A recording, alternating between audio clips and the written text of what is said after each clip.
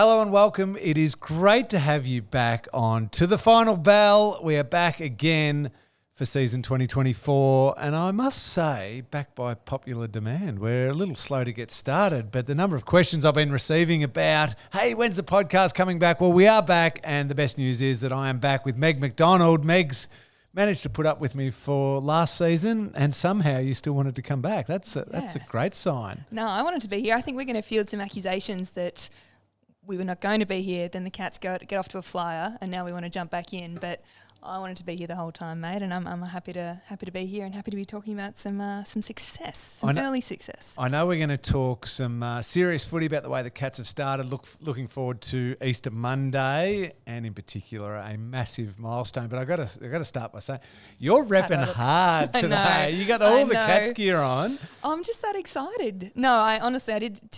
Full disclosure, I did a running session this morning, not to be straight into my pre-season, and the hair wasn't going to get washed in time, so had to put the cap on. And you know what? We're celebrating Hawk and the club and the Cats, and we've got a little feature here in front of us as well. So yes, the Hawk bobblehead. Did you just go straight into the cat shop and just think, I'll take that cap, give me the T-shirt, give me the bobblehead? Have I paid for the cat yet? No. I mean, my teammates accuse me of not paying for any of the merch that I wear, which is not true. But I like to think that I'm at the forefront of the players' adoption of whatever new Cats gear we've got. So there's a great spray jacket at the moment that I'm loving, and you know what?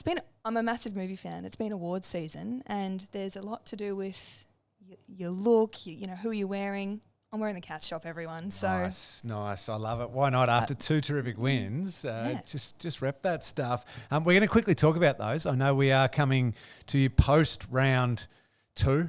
Let's forget about that opening round because the Cats weren't involved. It's simply round 2. Yeah, come on. After opening round and 1 and 2, the Cats quickly round 1 against the Saints Saturday night. We got the official unveiling of the Joel Selwood stand, a wonderful occasion. The crowd was pumping, it was heaving, it was loud, and a terrific first win by the Cats. Massive first win by the Cats. Again, another full disclosure, I shamefully wasn't here. Shout out to my best mate who had her hens party on round 1. How dare you? I wasn't stoked about it, but that's okay. I watched on, and it looked like I was the only person in Geelong that wasn't there. That's how full it was. Yeah, it was really full. And I loved, this is just a little quirk of the night that I found the most enjoyable part was when St Kilda got a little run on in the game.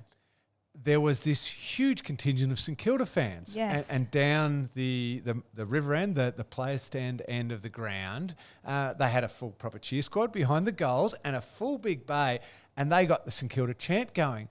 Well, the shock on Geelong fans' faces as they've turned around like, what's all this noise coming from our ground? And you know what it did? It lifted the Cats fans. They started responding, and all of a sudden we had this great noise around the ground, and Paddy Dangerfield, the skipper, nailed that final goal at the end to cap off what was at times a scrappy game, which it can be in round 1, but a really solid win first up. And speaking to the players in the post game, I don't think it was only the fans that were a bit shocked by the response of the St Kilda fans, because they said, you know, while the noise has been, you know, amazing in round 1, it was different to have that opposition, but the response is just what we're after. And to send that long bomb of a goal into that cheer squad was a nice way to finish. And I've seen it noted that, you know, Danger's response was, you know, we love that as well. It was just it was all business. It was not getting carried away.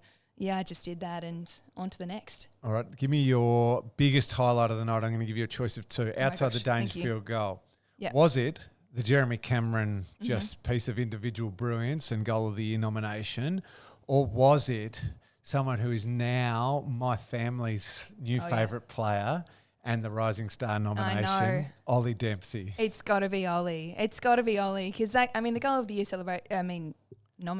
submission attempt was awesome, but the balk and just sinking, was that his second goal?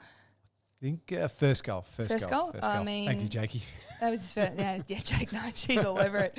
And just his enthusiasm and how excited he was, and it was funny. I was looking at highlights as part of that Rising Star nomination from his first game, and his physical transformation over the last 2 years is going to hold him in amazing stead, because now he's challenging forward off that wing, and he played a totally different role in round 2, which I'm sure we'll get to. But it's, you know, it's a credit to all the hard work, and it's a tough position to play, and he's done well round one. Can I tell a quick little personal story? Please. And I'll be as quick as I can around Ollie Dempsey.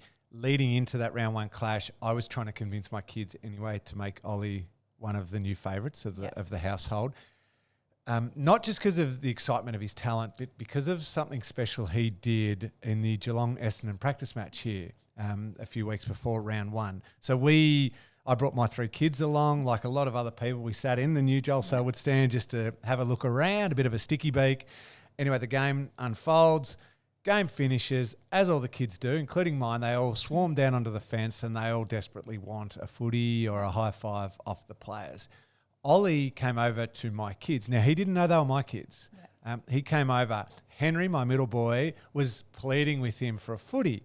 Ollie had already given away the footies that he had in his hands. And Henry was pleading with him. Ollie said, and I could hear him, he said, I'll go and check if they've still got a footy and I'll bring it back. And I'm thinking to myself, I'm sure I've told people in the stands that before. And you know what? I've run over to the group and I'm never seen again. Oh. Ollie has run all the way over. So Joel Sell would stand behind the goals all the way over to the players' race. And I was watching him closely because of what he'd said. He went around, asked a few of the Cats staff and the players if there were any more footies left. Now, there weren't. So again, if I'm in his shoes, I'm like, sorry, little wave, and head into the change rooms. He ran all the way back to the goals, went to Henry and the other kids around him and said, I'm so sorry, haven't got a footy. They've all been given out. Hey, if you know, next time, hopefully I'll be able to give you a footy. High-fived them all, gave them lots and lots of love, and then ran back to the group and off the ground. And just that interaction, that time and effort to do that, I thought was so special. And if seeing that, the quality of the person, and then seeing in round one the quality of this young up-and-coming player, I thought, what a young man, what a hopeful favourite in our household. And Henry, and along with my other boys, have embraced him there. Now they're making signs for Ollie Dempsey. They love him.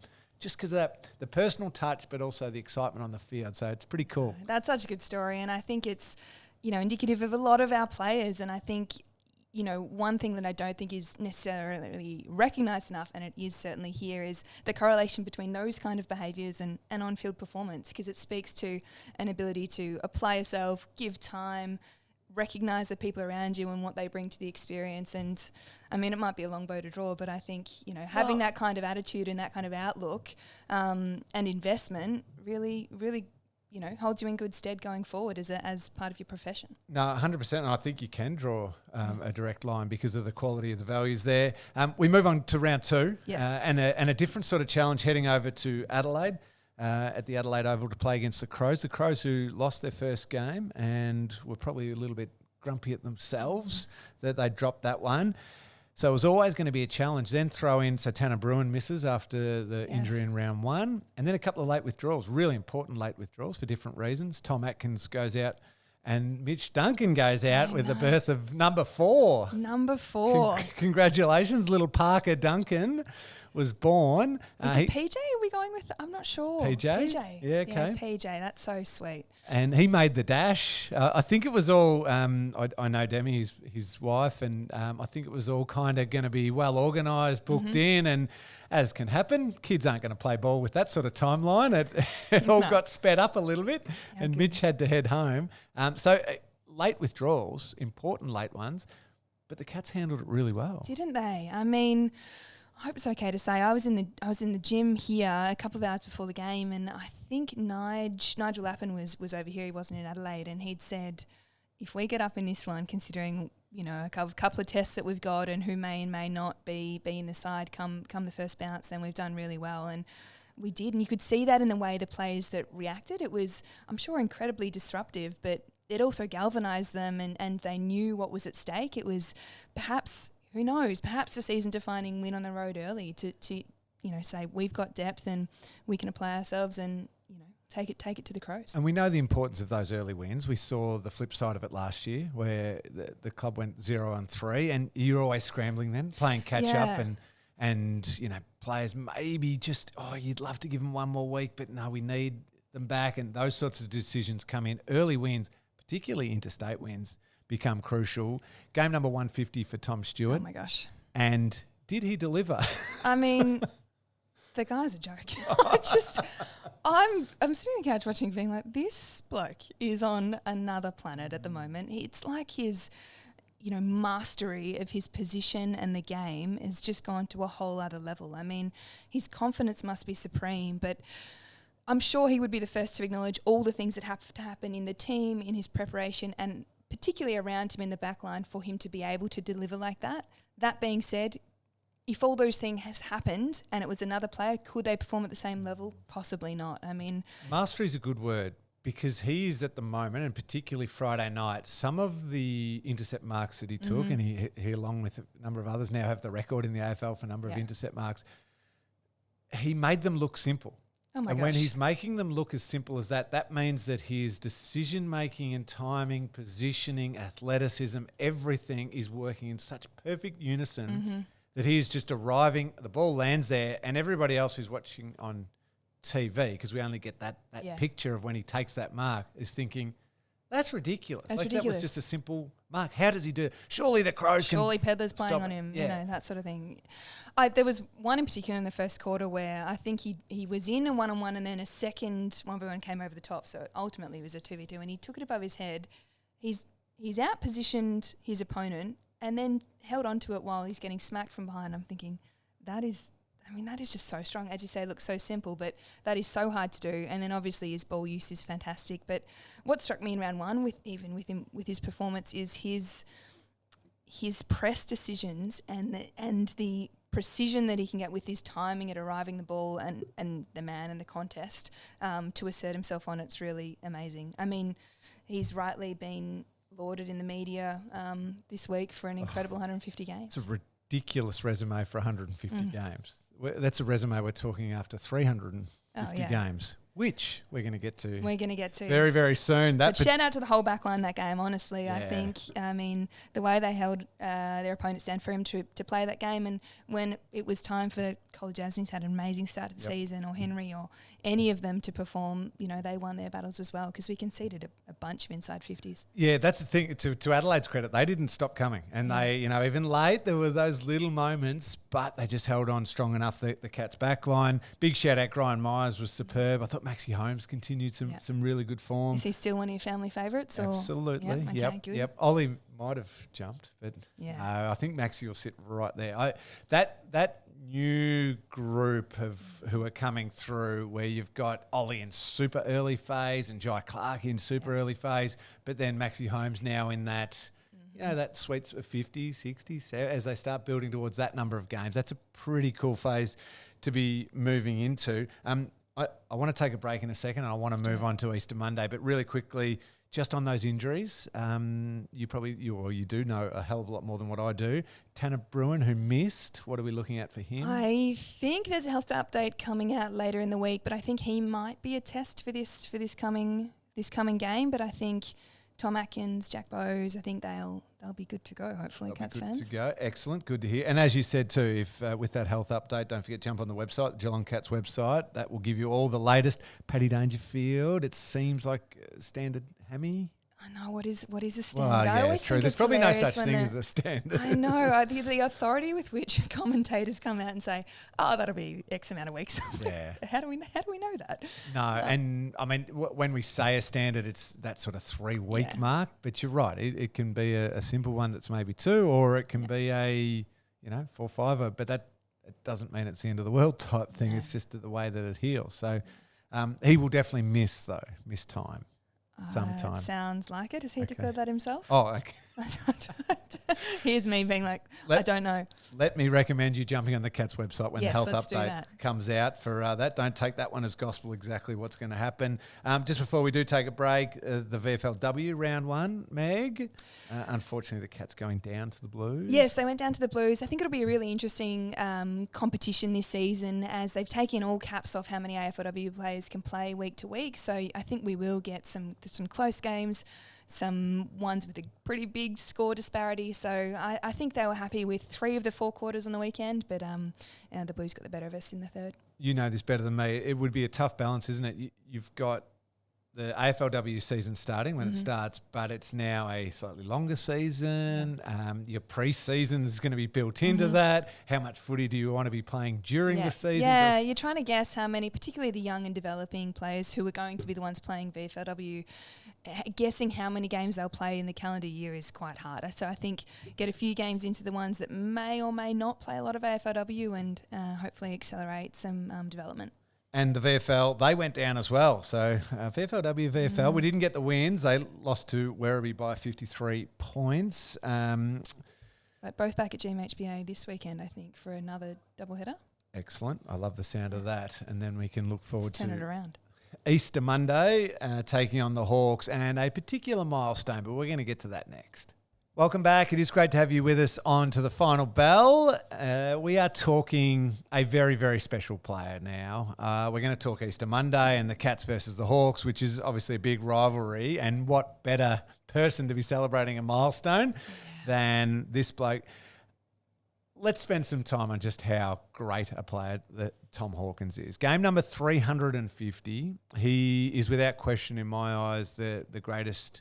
Certainly the greatest key forward in Geelong Football Club's history. Now, I'm happy to have the debate as to whether or not Gary Ablett Sr. was a forward, or was he a winger, or was he a half forward. I mean, the man did kick 1,000 goals. But Tom Hawkins already, let's not wait until after he's retired and 3-5 years later. Let's just declare it now. He's the greatest key forward in Geelong Football Club's history. He is an absolute credit to himself, his family and his football club as the person that he is. His record post-30 years of age is unbelievable. And I think we saw on Friday night a little reminder that he's still one of the very, very best forwards in the competition. What a way for him to celebrate 350. Oh, it's incredible. I don't know that I can add anything to what you've said other than whether you've known him for as long as you have, which is his entire career, or, I met him a few years ago when the AFLW started at the comp. I just echo everything that you've said. He's obviously a consummate professional. He said in his press conference, and often speaks about how much he just loves training and loves playing. But he is, like Joel as well, to credit and to thank for the environment that I enjoy and we enjoy, and that the Geelong Football Club continues to be. So I think there's, he'll get so much praise heaped on him this week for his achievements as a player, rightly so, particularly, as you say, in the most recent years. But the environment that he's helped create, and the connection, no doubt. We were speaking earlier in the podcast about how Ollie Dempsey carries himself, and the influence over those sort of behaviours and people, and how players are indoctrinated into our environment is part of his legacy as well. 786 goals, which just speaks for itself. Yeah, and especially in an era where we don't see the 10s and 12s and 14 goals like we used to through the 90s and the 80s. But when you think of key forwards, I know I certainly do. One possible little knock on them can be a very self-centered approach to the game of football. And it's what makes a lot of them great in history, is that get the ball to me, I'll take care of everything. Tom Hawkins, to me, is the complete opposite of that. Yeah, and when you talk about that personality and what he's done around the club, one of the biggest words that I think should be said about him that often isn't by outsiders is how selfless he is. There's a reason why Jeremy Cameron has so beautifully settled in. That forward line just works as a combination. When you get two big star key forwards with big personalities, sometimes it doesn't work so perfectly, but it works because of Tom Hawkins' selflessness and Jeremy's as well. But right throughout his entire time sharing the forward line with James Podsiadly or Cam Mooney, or when he had to really shoulder all the burden through a few years, just completely selfless the way he plays. Yeah, I've just come from his press conference actually celebrating his 350th, and he got asked this question, can he speak to the selflessness with which he plays? And he said, take the words out of his mouth, he said, it goes back to the principles of football that I was raised with, and if there is a player in a better position than me, then they deserve the football. And I loved that word deserved. I owe it to them to give it to them because they've got themselves in a better position. And I think he knows as lots of successful players do, that we say it a lot, but the rising tide lifts all boats. It's what's best for the team and what's best for him. And I mean, he also spoke about the joy that they find in each other's success and how much he loves seeing teammates kick goals. And I look at a few goals from the Adelaide game and think, there it is. Yeah. He just loves it. They're so excited for each other. And the other thing that I loved from his press conference, and everyone should go and have a listen to it on the Cats channels, because it was a really beautiful 20 or so minutes. He spoke about not getting caught up in his deficiencies and just knowing throughout his career what his strengths are. And you might come last in the time trial, every year on year, but don't forget what you're really good at, and, be optimistic about that. Be optimistic about the team's performance, because I think that's, I haven't played anywhere near that amount of footy, but I think you have to think positively about your environment and your prospects if you're going to do it for as long as he has. Yeah, absolutely. And it's a good one, isn't it? Don't get weighed down about your couple of weaknesses. Really be positive and confident about those strengths that you do possess. We all remember the goal against Hawthorn, the 2012 one, which was a special moment, an unbelievable moment for the Cats over the Hawks. My most, of course, is going to seem obvious saying this, but my most special, proud memories of him playing was the 2011 grand final. I was going to say, your final game was his announcement. His announcement, and knowing the journey that he'd been on through so that was his 5th year at the club. He'd played in the 2009 grand final at that stage, but a lot of people forget through 2011, I think he'd been dropped twice through that season, and it was a really, really tough decision even leading into the finals. Does Chris Scott go with the young Tom Hawkins, who, has shown bits, but maybe it's not quite, or Cam Mooney, a known quantity, but his body was starting to really hurt a little bit, and lots of conversations around it. But the thing that I think gave Scotty the confidence, and certainly all the leaders' confidence with Hawk, was the work that had gone in up to that point. Hawk was so dedicated to his craft. Even then, as he was learning to become a professional and understood his body more, he was putting the work in.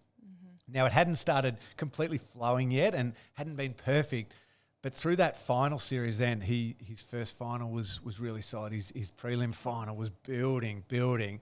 But then for him to stand up against the All-Australian centre-half-back, against the reigning premiers on the biggest occasion, and just be that presence up forward, I just think it was so special. It gives me goosebumps now just seeing Hawk in that last quarter, just taking over the game. I love that he was able to do that as a young man. I love the fact that he's still doing that now in footy terms as an old man. Just an incredible run of excellence in the hardest position on the ground. Yeah, and I was watching a video that I think the Cats produced about that goal, the after the siren goal in 2012, and the confidence that all his teammates had saying, go back and execute, which obviously speaks to the work in the years preceding it that meant that he was able to take those moments. And you're right, continue to, and he certainly hasn't rested on his laurels. And he speaks, as I already mentioned, about how much he loves training and perfecting his craft, and he's continued to work at it. What are we, 12 years later now? Yeah. And he's, kicked the most goals. I think the broadcast was showing the most goals in the league across the last 4 seasons. Which is unbelievable given his age. What a player. A couple of quick stats before we get to the game. Tom Hawkins and Chris Scott, they're set to feature in their 289th game together, which will equal Jack Riewoldt and Damien Hardwick in second for the most VFL AFL games by a player and coaching pair. The record is 306 games by Gordon Coventry and Jock McHale, the greats of the Collingwood Footy Club. Hawk and Scotty might get there. I was going to say, my math says that could be another one this year to tick off. Correct. Hawkey requires one more goal to equal Jack Riewoldt in 13th on the all-time VFL AFL goal-kicking list.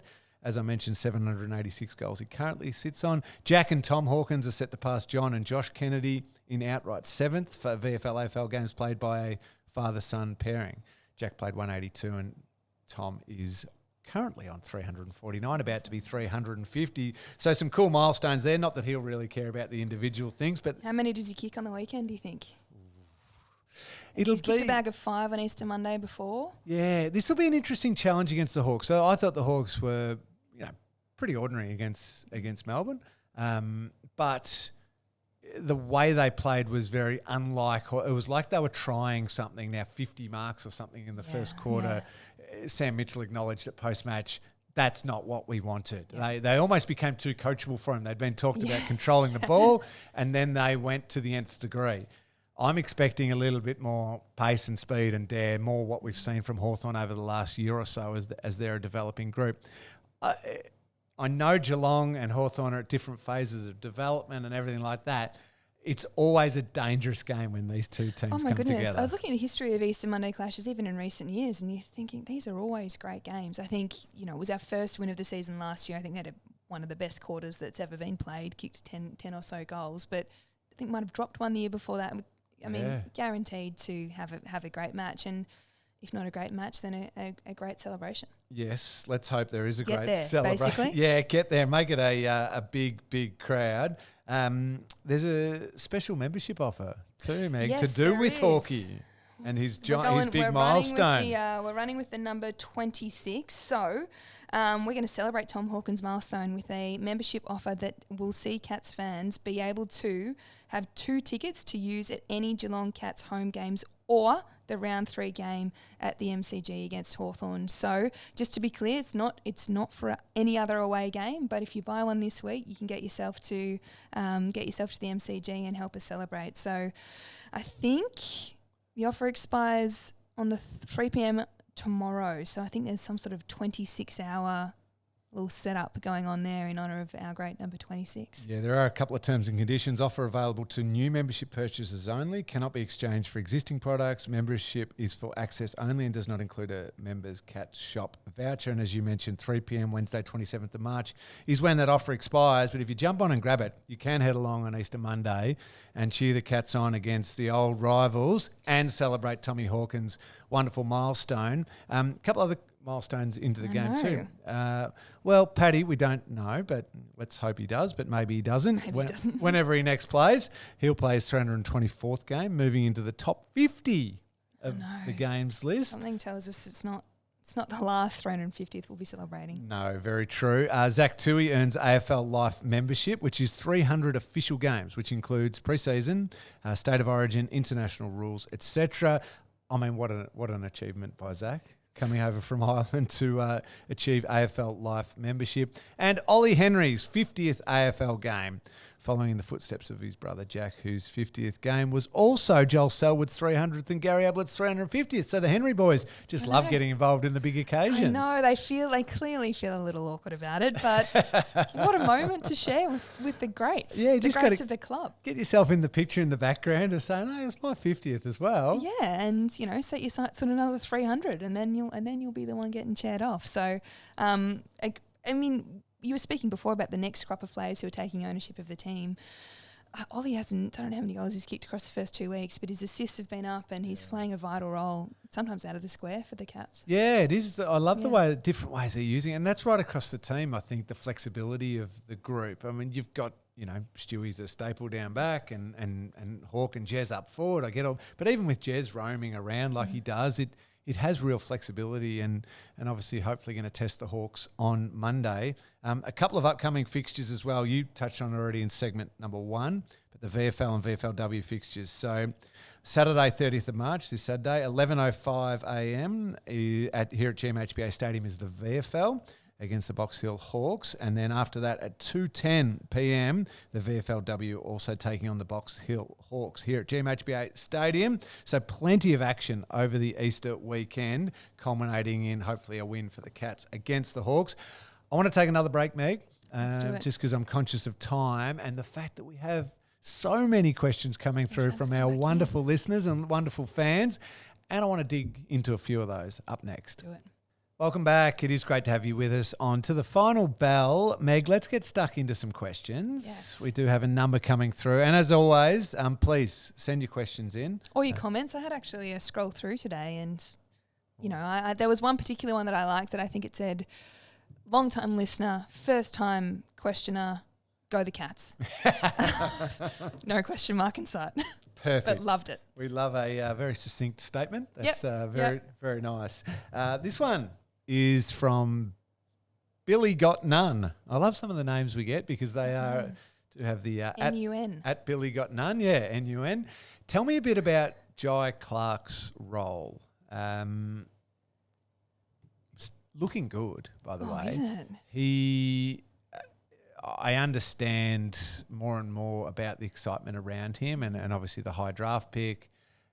He's very, very tough, almost occasionally too tough for his own good. I feel like that's the start and end of what I have to say. I sort of watch him go around and he's just fearless. His pressure's immense and he just throws his body into contests. And I mean, you're probably better placed to speak to who he reminds you of or what his role in the midfield is. What do you reckon? Yeah, so what I see, I love the way they're using him, and very, very smart people in the Cats coaches box, so I'm not surprised. But the complementary players they have around him, because at the moment Jai is very much playing to his strengths, as he should, which is see ball, get ball, or sometimes see opponent, get opponent. He goes hunting, which is what he's been exceptional at as a junior and what he's already demonstrating. His work in the contest is excellent, especially he's not a big guy. No. But his attack on the footy and his smarts with his body mean that he can match it with bigger players. So he's ferocious in the contest. His tackling is elite. And some of his 1 metre, 2 metre decision making. Do I go and put pressure? Do I go and win it? Do I handball receive? Do I cover an outlet play for the opposition? Is excellent. When a player is very much see ball, get ball, or see and hunt, you do need players who are more outside structural players covering that, so that there's not this gaping hole in the team structure that player's left from. So Jai can confidently attack and attack the ball. And go to work at what he does really well. He will, I think, as he develops and adds to his game, he'll understand, okay, now's not the time to really hunt the ball. I've got to provide that layer of coverage or outside support or even forward handball option to be a release player. And he'll almost add the I hesitate to say easier, but the outside game. Yeah. To his excellent inside the time in game. Possession, just So he's certainly playing to his strengths at the moment, and then the little layers will just keep getting added to his game.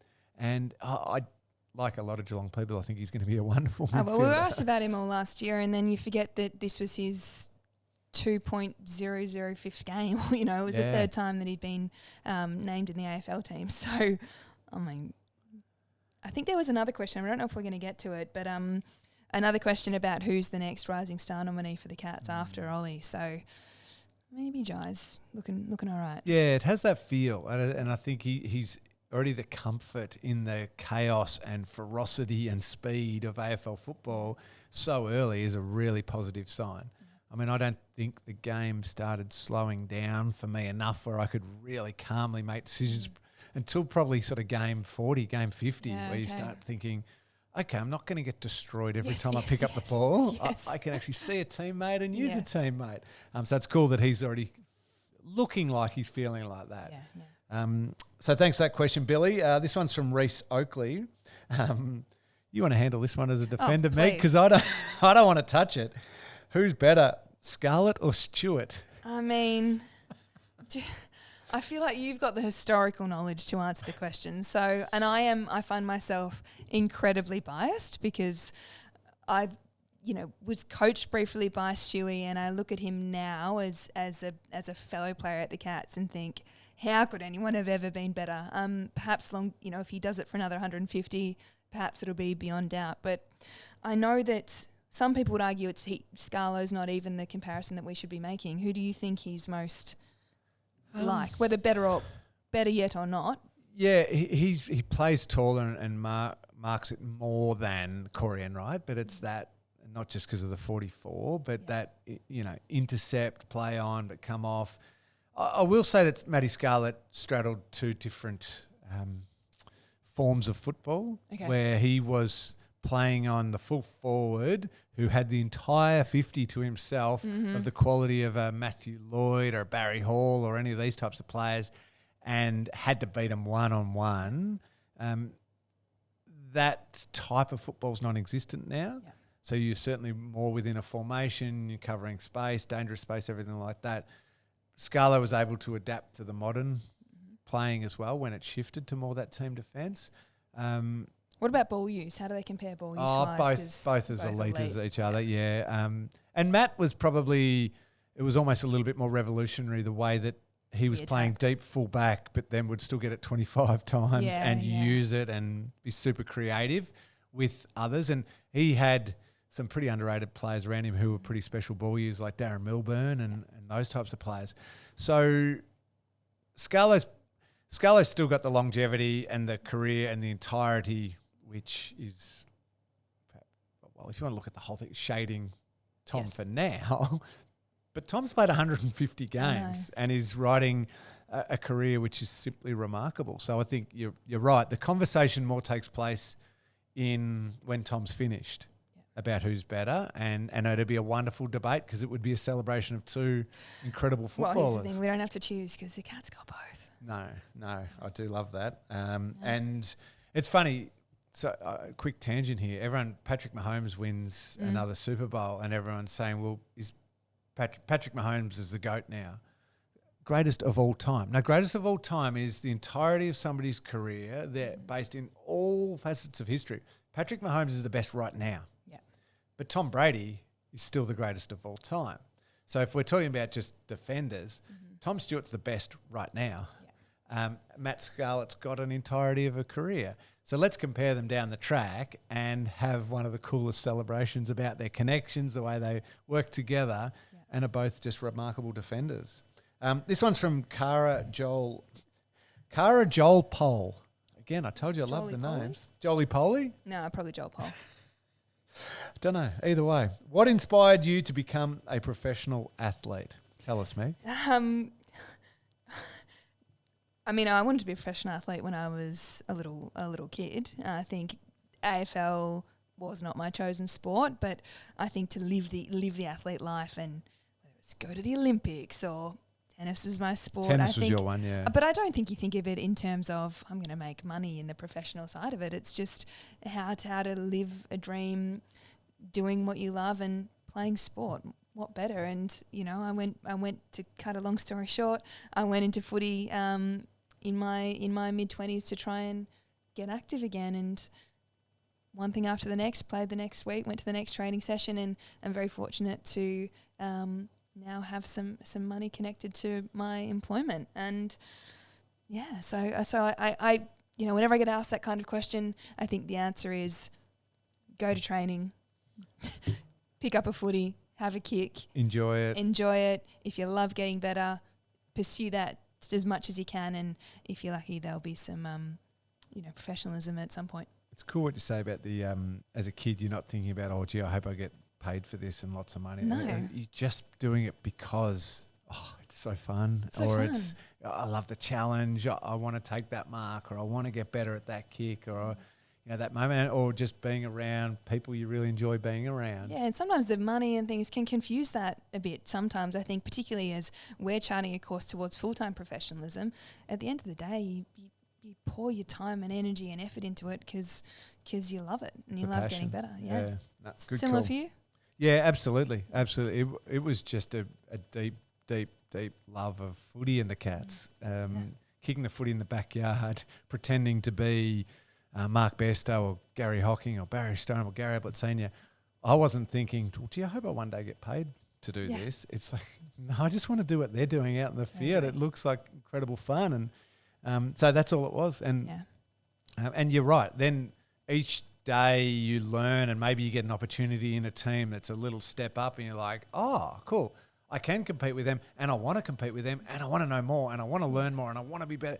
And the next thing, and sometimes you kind of just end up there and you're like, oh, wow, I'm doing what I actually dreamt of doing. Oh, well, 350 games. I'm sure that's what Hawk would say this week. Yeah. He just a Cats fan growing up on the farm, loving footy.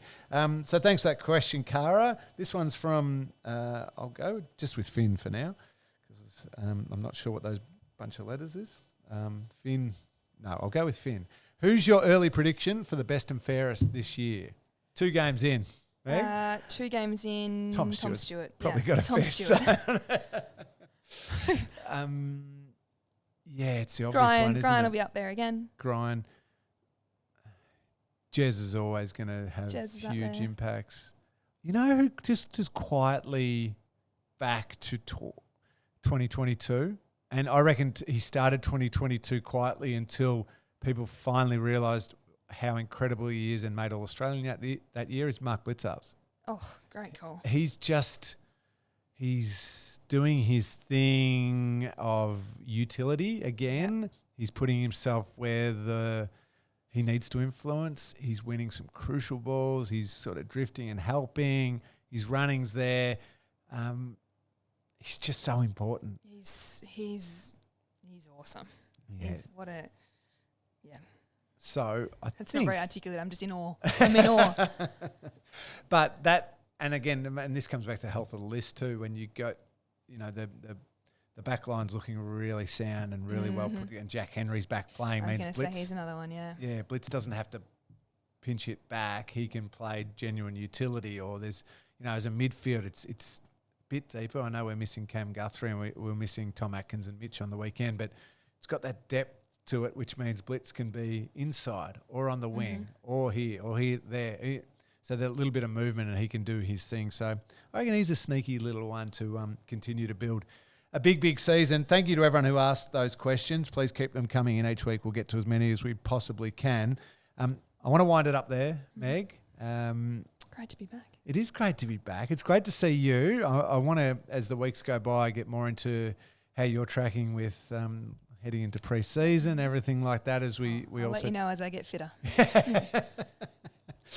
Yes, please do that. Easter Monday, as you mentioned already, that special membership offer, jump on the website. For any of those injury updates that we touched on a little bit earlier in the podcast, jump on the website for the health update as well, because they will certainly provide you a lot more information. We're just guessing a little bit. And hoping, in some cases we're hoping, but we will be back every single week from now on. I know there are a lot of people who are keen to have the podcast back, so it is great to be back. Next week, let's hopefully talk about the Cats knocking off the Hawks. Yeah, that's the plan. Thanks for your time, Meg. Thanks, Lingy.